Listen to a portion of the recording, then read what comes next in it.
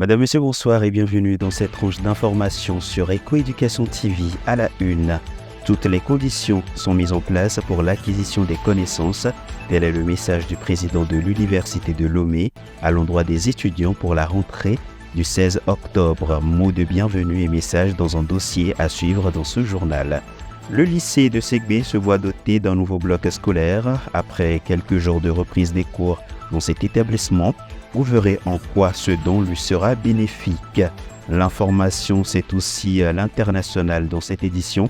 Face à la situation inquiétante qui retient certains citoyens allemands à Gaza, les proches réclament à Olaf Scholz leur libération. À toutes et à tous, bienvenue. Cette information, pour commencer, les élèves de la région des Savanes se sont vus offerts des matériels didactiques. 85 544 manuels de français et de mathématiques ont été remis officiellement au gouvernement togolais à travers la direction régionale de l'éducation des Savanes. Ces manuels offerts par UNICEF Togo profiteront à 97 744 élèves, dont 47% de filles du cours préparatoire 1 CP1 et cours préparatoire 2 CP2. Comme annoncé dans nos précédentes éditions, les cours ont repris le 16 octobre dans toutes les universités publiques et privées du Togo. À cet effet, le président de l'Université de Lomé, professeur Adama Bodar, n'a pas manqué de placer quelques mots à l'endroit de ses étudiants, Nadine Nofodi et Francis Oglo. Les étudiants ont repris le chemin des amphithéâtres pour les études supérieures à l'Université de Lomé le 16 octobre 2023. Les autorités de l'université sont heureuses d'accueillir les apprenants dans un environnement hospitalier, dynamique et stimulant. Le président de l'Université de Lomé, professeur Adama Bodar, a invité toute la communauté éducative à un esprit de concertation afin d'embellir l'année d'intelligence collective. Pour le compte de l'année universitaire 2023-2024, le numérique introduit depuis la pandémie à la COVID-19 va se poursuivre avec des classes virtuelles. Sachez que toutes les conditions sont réunies pour l'acquisition des connaissances et le développement des aptitudes intellectuelles. Je souhaite que par l'effort et l'assiduité dans les activités pédagogiques, les horizons de la réussite s'ouvrent à tous, a-t-il poursuivi. Au corps enseignant, il a souhaité une très belle année universitaire. Nous avons l'immense privilège de transmettre le savoir et de conduire la recherche pour faire œuvre utile à la collectivité. Avec responsabilité pédagogique et rigueur scientifique, nous remettons le cœur à l'ouvrage afin que l'autorité du savoir continue de régner dans nos murs, a-t-il ajouté. C'est dans un cadre convivial d'échange et avec abnégation, effort et assiduité dans les activités pédagogiques que les étudiants de l'Université de Lomé comptent relever le défi auquel ils feront face durant toute l'année académique 2023-2024. Éducation toujours. Dans cette édition de l'enseignement supérieur, nous faisons un focus sur l'enseignement secondaire. Une bonne nouvelle pour les élèves du lycée de Ségbé dans la commune Golfe 7. Ce lycée vient de bénéficier d'un nouveau bloc scolaire, un don qui rentre dans le cadre de la phase du projet de l'amélioration de l'alimentation en eau potable de la ville de Lomé. Reportage TVT. Un bâtiment flambant neuf de 3 salles de classe, un bloc administratif, le tout équipé de tables-bancs et autres mobiliers offerts au lycée de Ségbé dans la commune Golfe 7. Ce bloc scolaire est un don du ministère de l'eau et de l'hydraulique villageoise. Il va augmenter les capacités d'accueil et offrir un cadre moderne d'apprentissage aux élèves. De 2087 élèves au cours de l'année 2022-2023, nous sommes passés actuellement à 2700 élèves. Vous voyez que ce bâtiment est une chance pour nous et nous comptons l'utiliser à bon escient. Coût de l'ouvrage, 80 millions de francs CFA. Un important investissement qui traduit la place de choix réservée par le gouvernement togolais, les partenaires à la complémentarité entre l'éducation et l'accès à l'eau potable. Nous utilisons ces projets d'adduction en eau potable pour rénover des écoles. C'est extrêmement important parce qu'il y a la substance, il y a les enjeux pédagogiques, travailler sur les programmes, mais aussi permettre à tous les élèves du Togo d'étudier dans des conditions correctes. Et l'éducation, c'est un sujet majeur de votre feuille de route. Si vous continuez, nous continuons avec vous. Vous pouvez vraiment compter sur nous pour poursuivre cette œuvre en faveur de l'éducation et de l'eau. Le bloc est réalisé dans le cadre de la phase 2 du projet d'amélioration de l'alimentation à l'eau potable dans la ville de Lomé. Un vaste chantier de construction de plus de 5 châteaux d'eau pour garantir un accès à l'eau potable. Les efforts du gouvernement sont visibles, non seulement en construisant, mais en réhabilitant aussi certains châteaux qui existent, en réhabilitant les extensions, les canalisations. Au niveau du lycée de Ségbé, il y a un forage qui a été effectué. Donc nous avons quand même souligné pour la potabilité de l'eau. Vous voulez faire un forage, il y a des services techniques qu'il faut approcher. Après votre forage, il y a un prélèvement d'échantillons qu'il faut faire pour faire analyser.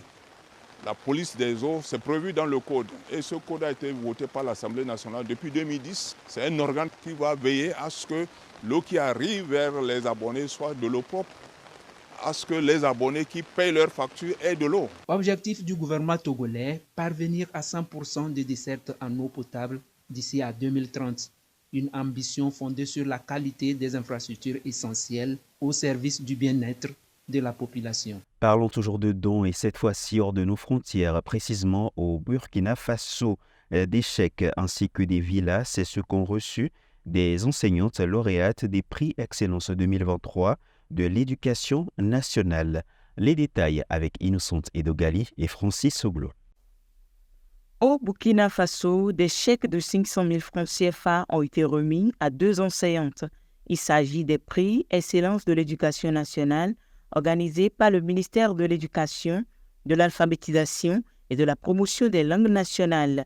Le directeur de cabinet du dit ministère a remis ces chèques aux enseignantes tout en espérant 100% les années à venir. À ces récompenses financières s'ajoutent 2 villas dont elles ont solennellement reçu les clés le 31 septembre 2023 dans le cadre de la célébration de la journée de l'excellence scolaire placée sous le haut patronage du capitaine Ibrahim Traoré, chef de l'État, président de la transition. Madame Kabore Konate Salamata, enseignante du primaire, et Madame Rwamba Kirsi Céline, enseignante du poste primaire et secondaire, toutes 2 superbes lauréates des prix Excellence de l'éducation nationale, ont traduit leur reconnaissance aux responsables du ministère de l'Éducation, de l'Alphabétisation et de la Promotion des langues nationales, ainsi qu'à ceux de la Chambre de commerce et d'industrie du Burkina Faso pour leur contribution à la promotion de l'enseignant burkinabé. Et quand certains enseignants reçoivent des prix pour leurs travaux, certains se voient contraints de quitter leur pays. C'est le cas du Zimbabwe où environ 300 enseignants quittent le territoire chaque mois, des raisons dues majoritairement aux grilles salariales. Reportage Africa News. Le Zimbabwe perd environ 300 enseignants par mois selon leur plus grand syndicat. Selon Sifiso Ndlovu, le directeur général de l'association des enseignants du Zimbabwe, l'exode du corps professoral est dû aux grilles salariales. En moyenne, un enseignant touche $350 par mois, un salaire bien en deçà de ceux de leurs voisins d'Afrique australe. Les élèves se retrouvent privés des professeurs compétents qui quittent leur pays à la recherche d'un mieux-être et alors que l'économie est étranglée par une forte inflation. Cet exode ne concerne pas que les professeurs. Des médecins sont de plus en plus nombreux à proposer leurs services à l'étranger. Au Royaume-Uni, par exemple, entre 2020 et juin dernier, des visas ont été délivrés à plus de 20 000 Zimbabwéens exerçant dans le domaine de la santé. L'association des banquiers du Zimbabwe, qui représente les 19 prêteurs du pays, estime qu'entre 2% et 4% de la main-d'œuvre de cette industrie émigre chaque année.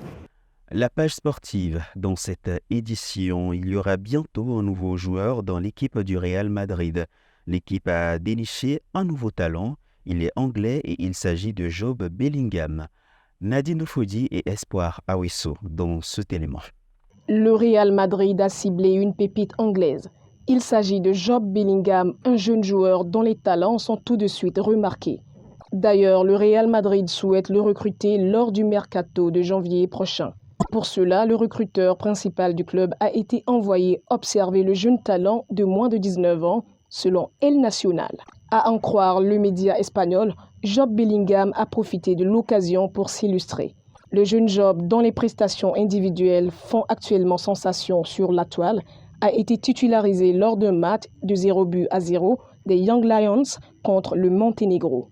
Rappelons que Job Bellingham a en 11 apparitions avec les Black Cats, marqué 2 buts et délivré une passe décisive. Il faut dire que ce jeune talent évolue en Championship et que son parcours inspire à un avenir prometteur. Direction l'Indonésie. À présent, le pays est en proie à un réel problème d'insalubrité. Les mauvaises habitudes des citoyens au fil des années font accumuler les déchets dans les rues. Les décharges sont en saturation. Des citoyens et des associations citoyennes tentent de trouver des solutions pour lutter contre ce phénomène croissant. Reportage TV5 Monde. À perte de vue, des montagnes de déchets. Au milieu de cette masse nauséabonde, des chiffonniers prennent tous les risques entre les pelleteuses. Ils collectent, trient et revendent les déchets pour une poignée de roupies. Le flot incessant d'ordures apportées ici est impressionnant. Ces camions en déversent plus de 7000 tonnes par jour. En fait, cette décharge a déjà dépassé sa capacité. Cependant, nous n'avons pas encore d'autres endroits et nous devons donc tirer le meilleur parti de ce site. Dans les rues de Jakarta, ces hommes et ces femmes s'appellent les héros des poubelles. Leur mission chaque dimanche, nettoyer les parcs et sensibiliser la population au tri et au recyclage. Je suis sûre que si de plus en plus de gens prennent conscience de ce que fait cette communauté, nos petites actions comme celle-ci peuvent apporter de grands changements. En une matinée, le groupe a déjà collecté 40 kilos de déchets. Une goutte d'eau par rapport au volume d'ordures qui traînent dans les rues et recouvrent les plages. Une pollution qui affecte directement la vie des habitants. Les déchets, même s'ils sont collectés, ne peuvent pas disparaître. En réalité, les déchets se déplacent vers d'autres endroits, comme la mer. C'est un problème car ils peuvent déclencher des inondations ou polluer la mer et affecter les moyens de subsistance des pêcheurs. Face à cette situation catastrophique, le gouvernement indonésien a publié une feuille de route: réduire de 70% le volume de déchets rejetés dans l'océan Indien d'ici 2025. Pour terminer, plusieurs citoyens allemands retenus en otage à Gaza, une vingtaine, et les proches des familles ont réclamé à Olaf Scholz, le chancelier allemand, de tout faire pour leur libération. Suivons ce reportage d'Euronews. Ils ont profité de la visite du chancelier Scholz en Israël pour l'implorer de tout faire pour ramener les otages. Devant l'ambassade allemande à Tel Aviv, des parents, des proches ont demandé à Olaf Scholz de mettre toute sa puissance pour obtenir leur libération. Ricard Dalouk a reconnu sa fille dans une vidéo circulant en ligne. La dernière information qu'elle a reçue était que Shani avait une blessure à la tête et était à l'hôpital à Gaza.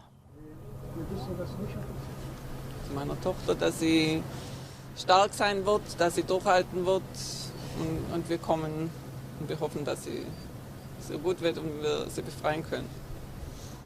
La mère de Maya Shem a réagi à la vidéo de sa fille publiée par le Hamas. I didn't know if she's dead or alive until yesterday. All I knew is that she's might be kidnapped. I'm begging the world to bring my baby back home. She only went to a party, to a festival party, to have some fun. And now she's in Gaza.